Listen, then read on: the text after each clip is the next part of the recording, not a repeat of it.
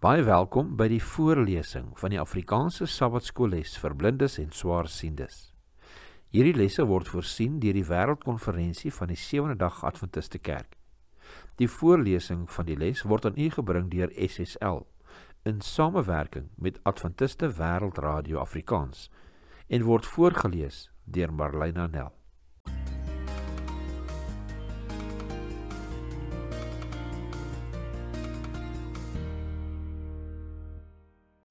Dinsdag 30 September. Erfgename van sy beloftes. Kom ons sluit die oë. Liewe Vader, baie dankie weer eens vir hierdie studie wat ons vandag mag leer. Help ons asseblief om te verstaan wat u boodskap hierdeur mag wees. Ons bid dit in Jesus naam alleen. Amen. In Josua 1 vers 2 en 3 sê God vir Josua dat hy die land aan die volk gaan gee.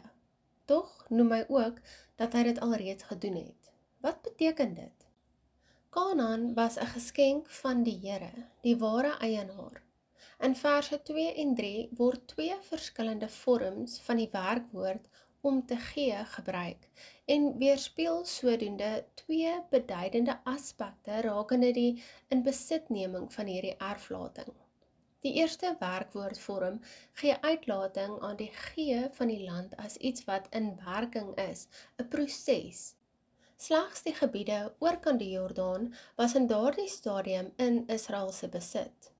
Die grootste gedeelte van die beloofde moes nog ingeneem het.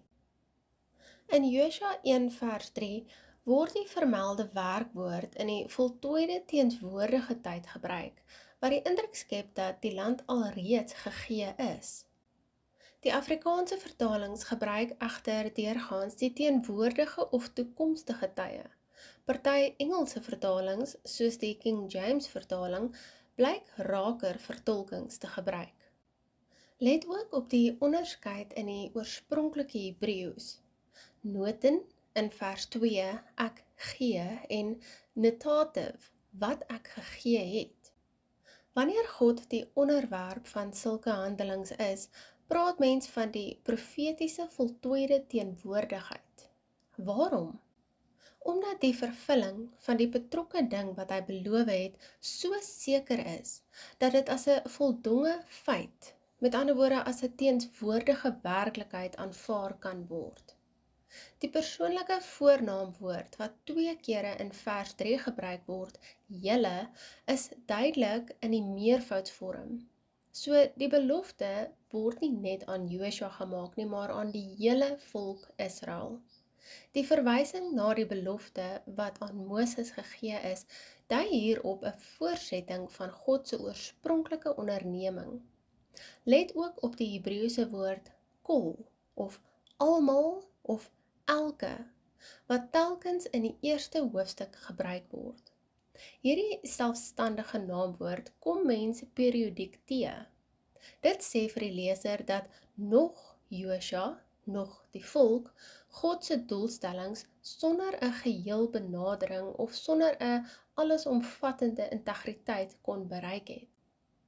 God, Josua en die volk moes in volmaakte ooreenstemming gebring word ten einde sukses in die opkomende verowering van die beloofde land te verseker. Lees Josua 1 vers 4 tot 6 as ook Hebreërs 6 vers 17 en 18. Op daardie tydstip was die beloofde land nog net 'n belofte, soos die naam dit so mooi verwoord. Tog noem die Here dit 'n erfenis. Wat beteken dit om erfgename van God se belofte te wees? Ons lees Josua 1 vers 4 tot 6. Van die woestyn en hierdie Libanon af, tot by die groot rivier, die Eufraatrivier, die hele land van die Hetiete en tot by die groot see in die weste sal julle grondgebied wees. Niemand sal voor jou stand hou al die dae van jou lewe nie. Soos ek met Moses gewees het, sal ek met jou wees. Ek sal jou nie begewe en jou nie verlaat nie. Wees sterk en volmoed, want jy sal hierdie volk die land laat erwe, wat ek hulle vaders met 'n eed beloof het om aan hulle te gee. Josua 1 vers 4 tot 6. Ons lees ook Hebreërs 6 vers 17 en 18. Daarom het God, omdat hy nog kragtiger aan die erfgename van die belofte die onveranderlikheid van sy raad wou toon, dit met 'n eed gewaarborg, sodat ons deur twee onveranderlike dinge, waarin dit onmoontlik is dat God sou lieg, kragtige bemoediging kan hê, ons wat ontvlug het om vas te hou aan die hoop wat voorlê. Hebreërs 6 vers 17 en 18. Daar is niks magies omtrent God se beloftes nie. Op sigself beskik hulle nie oor enige towerkrag wat hul vervulling verseker nie. Die waarborg dat hulle wel bewaarheid gaan word, lê in die teenwoordigheid van die God wat sê, ek sal by jou wees.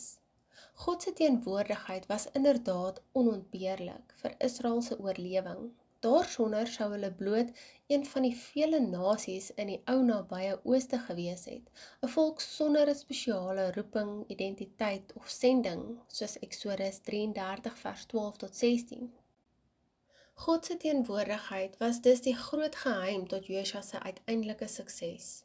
Dit is vandag steeds so en is dit die rede waarom ons Jesus se belofte in Matteus 28 vers 20 het. En kyk, ek is met julle al die dae tot aan die volëinding van die wêreld. Amen.